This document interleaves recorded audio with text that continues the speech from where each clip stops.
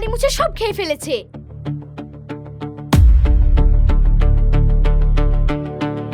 এই যে রাক্ষসী, হাড়ি সাফ করে খেয়ে এখানে শুয়ে শুয়ে মোবাইল দেখা হচ্ছে। বাড়িতে যে আরো মানুষজন আছে সে খেয়াল কি তোমার আছে?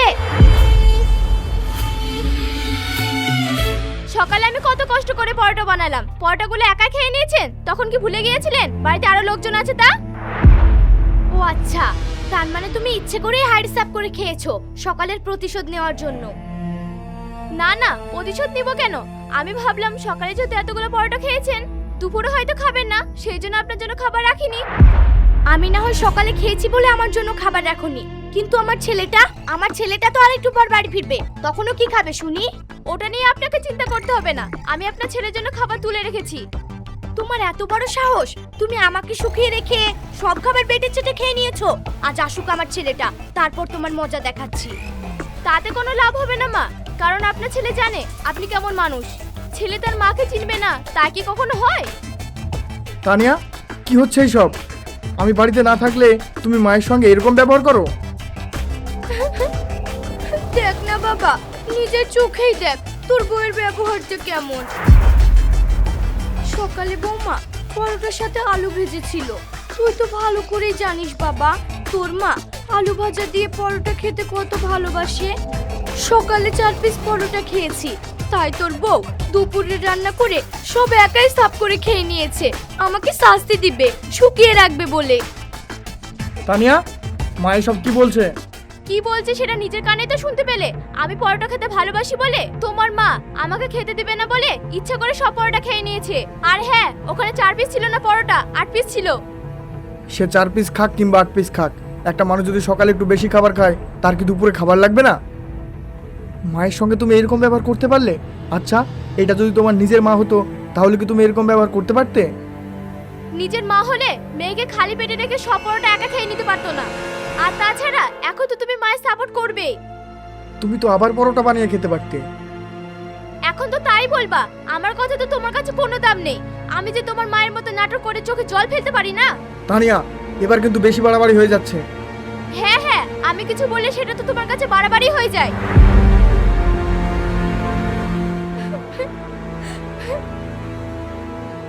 মা, তুমি ওর কথায় কিছু মনে করো না। তুমি রেস্ট করো, আমি তোমার জন্য হোটেল থেকে খাবার আনছি। বলো তুমি কি খাবে? থাক, আমার আর খাবার লাগবে না। তোর বউ যা শুনিয়ে গেল তাতেই আমার পেট পুড়ে গেছে।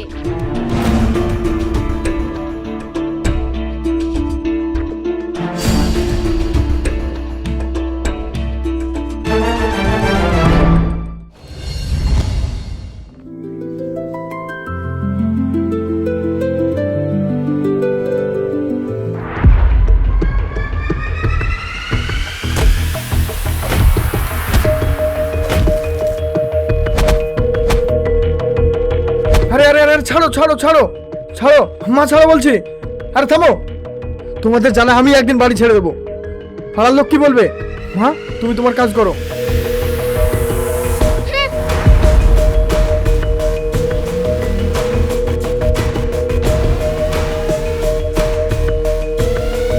তানিয়া, এইসব ব্যাগ ট্যাগ গুছিয়ে কোথায় যাচ্ছ তুমি? আমি কোথায় যাচ্ছি সেটা তোমার না জানলেও চলবে। তুমি তোমার মায়ের কথায় ওঠো বসো, তাহলেই হবে।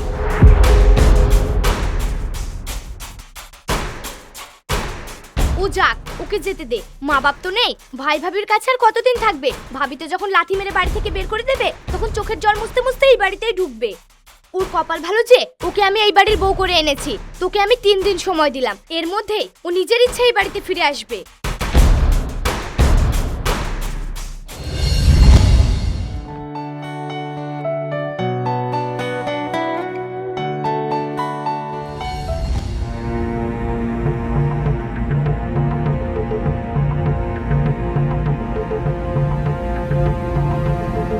পিসিমণি, পিসিমণি, তুমি এক কাজে জামাইবাবু আসেনি? জামাইবাবুর অত খোঁজ কেন? পিসিকে চোখে পড়ছে না? জামাইবাবু খুব ভালো। জামাইবাবু যখন আসে তখন আমার জন্য চকলেট নিয়ে আসে।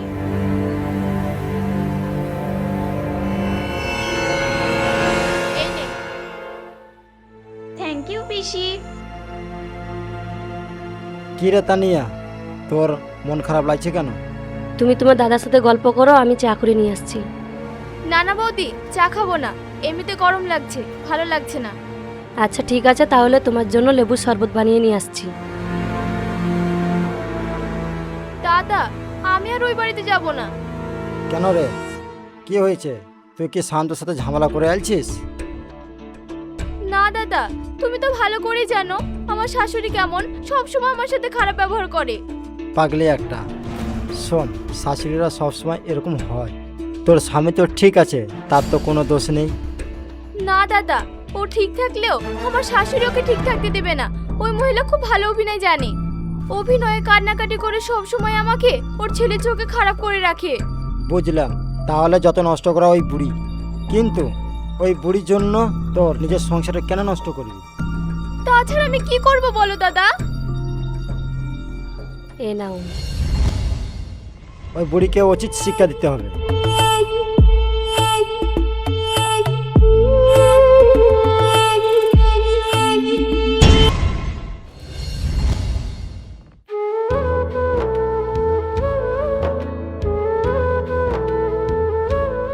শান্ত, খাবার পেয়েছি, আয় খেয়ে নিবি।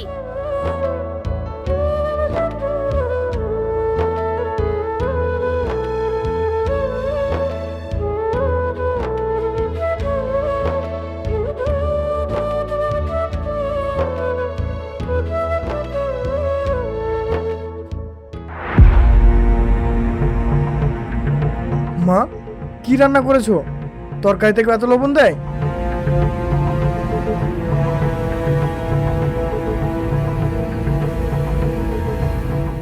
তাই তো, তরকারিতে এত লবণ কি করে হলো?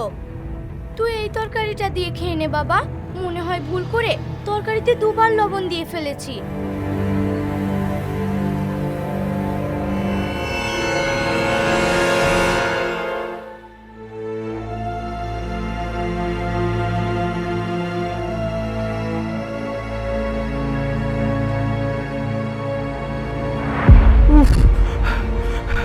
তরকারি থেকে এত ঝাল দেয় মা? আমার বয়স হয়েছে, ঠিক মতো চোখে দেখতে পাই না, কোনো কিছুই মনে থাকে না, তাই হয়তো ভুল করে তরকারিতে দুবার ঝাল দিয়ে ফেলেছি। তুই এক কাজ কর বাবা, বৌমাকে বাড়ি ফিরিয়ে আন। কাল তুমি তো কাটকাতে বারণ করলে, আর এখন বলছো ফিরিয়ে নিয়ে আসতে?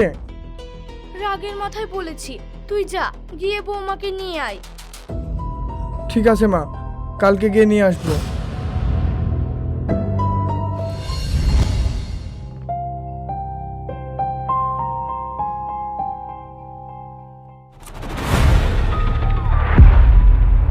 রাক্ষসী নিজে থেকে চলে এসেছে, ওকে কিছু বুঝতে দেওয়া যাবে না।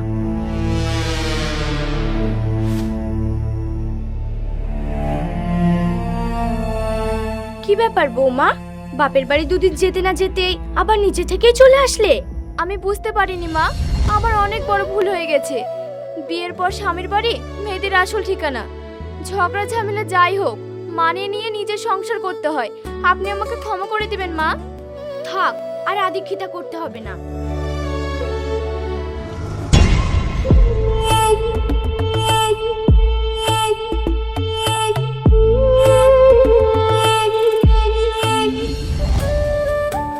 মা, এই ব্যাগটা রাখো, আমি তানিয়াকে আনতে যাব। বৌমাকে আনতে যেতে হবে না। কেন? তুমি তো আনতে যেতে বললে।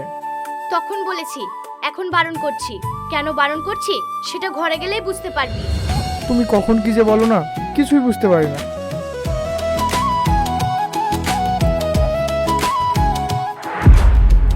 কি ব্যাপার, তুমি কখন আসলে? এই তো কিছুক্ষণ হলো।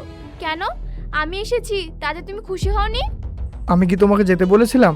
তুমি তো নিজেই রাগ দেখিয়ে চলে গেলে। রাগ করে চলে গেছি বলে তুমি কি আমাকে আনতেও যাবে না? এক্ষুনি তো তোমাকে আনতে যাচ্ছিলাম, তার আগেই তুমি চলে এসেছো। এখন তো দেখছি এসে ভুল করেছি। বাড়িতে ঢুকতে না ঢুকতে তোমার মা এক গুচ্ছের কথা শুনিয়ে গেল, আর এখন তুমি।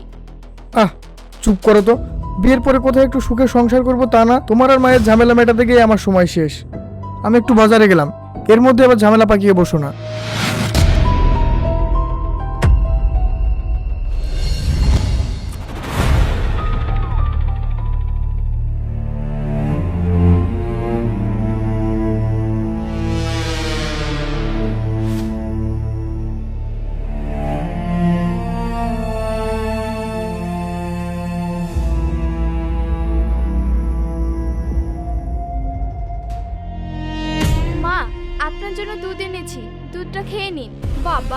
আজ সূর্য কোন দিকে উঠেছে? এইভাবে বলবেন না মা, আমি মানছি এতদিন আমি আপনার সঙ্গে অনেক অন্যায় করেছি। আমি আমার ভুল বুঝতে পেরেছি মা। আপনি আমাকে যে সাজা দিবেন আমি মাথা পেতে নেব। পাগলি একটা, মা কি কখনো মেয়েকে সাজা দিতে পারে? দাও, দুধটা দাও, আমি খাচ্ছি।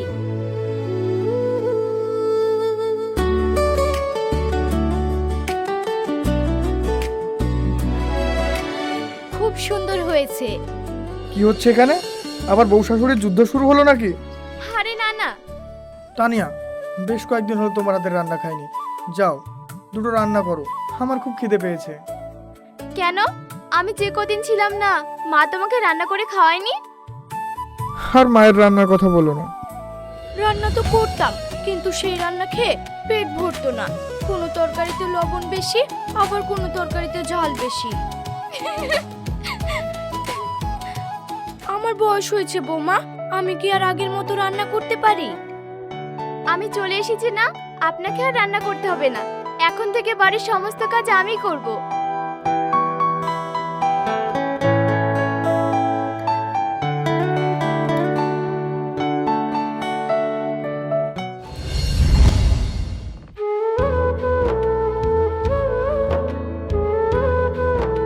মা, আমি থাকতে আপনি কেন কাজে হাত দিচ্ছেন? তুমি তো আমাকে কোনো কাজই করতে দাও না। একা হাতে তুমি আর কত কাজ করবে? রান্না করা, খাওয়া আর ঘর গোছানো, এর থেকে বেশি কি কাজ আছে মা? সামান্য এই কাজগুলো আমি একাই করতে পারবো, আপনাকে কোনো কাজে হাত দিতে হবে না। আপনি এখানে বসেন, আমি আপনার জন্য চা বানিয়ে আনছি।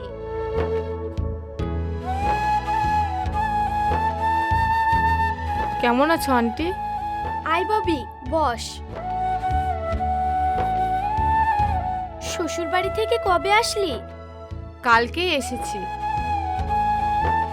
বৌমা, ববির জন্য এক কাপ চা করো। আচ্ছা ঠিক আছে মা। না না আন্টি, আমি চা খাবো না।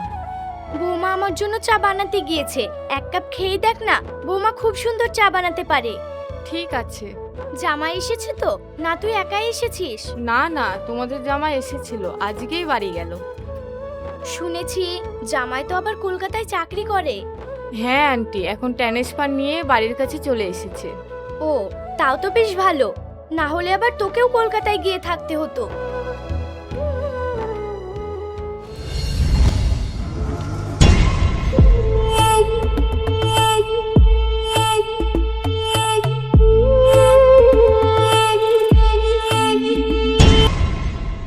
তোমার বৌমা তোমার ঠিক মতো দেখাশোনা করে তো? আমার বৌমার কথা আর কি বলবো, কপাল করে একটা বৌমা পেয়েছি। আমাকে বাড়ির একটা কাজও করতে দেয় না, নিজের মায়ের মতো করে রাখে। প্রথম প্রথম মেয়েটাকে আমি চিনতে ভুল করেছি, মেয়েটার উপর কত অত্যাচার করেছি। এখন ওই আমার সব। তাও ভালো, আজকালকার বউরা শাশুড়িদেরকে তো দেখতেই পারে না। আমার বৌমা একদম আলাদা। এখন ওকে নিয়েই আমার যত চিন্তা। ছোটবেলায় মেয়েটা মা বাপকে হারিয়েছে, আমি মরে গেলে যে মেয়েটার কি হবে সেটা ভেবে আমার রাতে ঘুম হয় না। এটা আবার কেমন কথা আন্টি? তোমার ছেলের সাথে কি ওর সম্পর্ক ভালো না?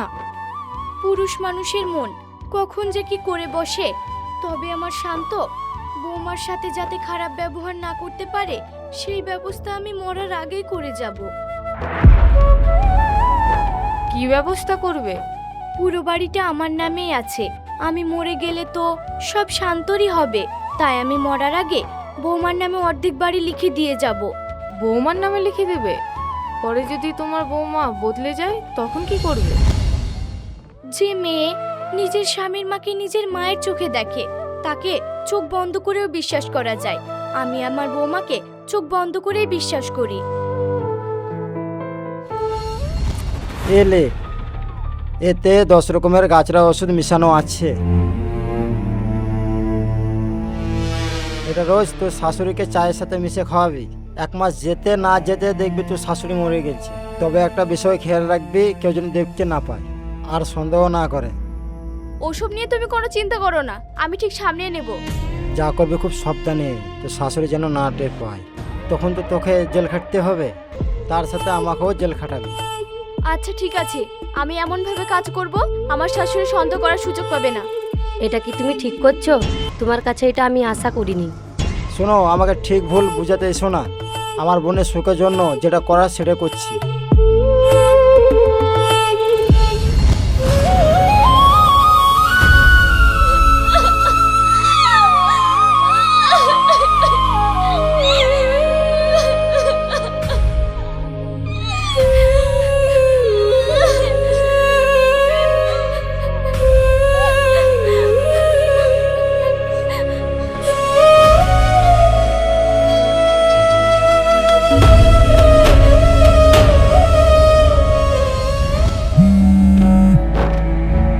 হ্যাঁ তানিয়া, বল। দাদা, আমি অনেক বড় ভুল করে ফেলেছি। ছোটবেলায় নিজের মাকে হারিয়েছি। যে মানুষটা আমাকে মায়ের স্নেহ ভালোবাসা দিয়ে আগলে রেখেছে, তার সাথে আমি এত বড় অন্যায়টা কি করে করতে পারলাম? আরে কি হয়েছে, আমাকে খুলে বলবি তো?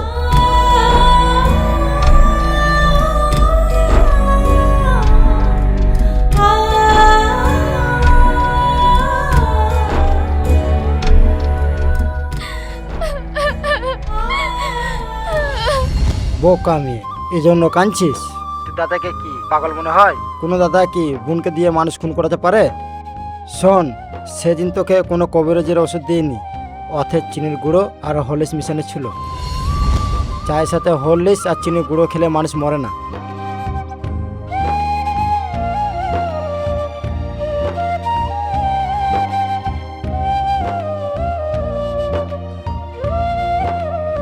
কি হয়েছে মা? তুমি কাঁদছো কেন? কিচ্ছু হয়নি মা, আমাকে একটু তোমার পাশে বসতে দাও না। পাগলি একটা, তোমার জায়গা আমার পাশে নয়, আমার বুকে। এসো মা, আমার বুকে এসো।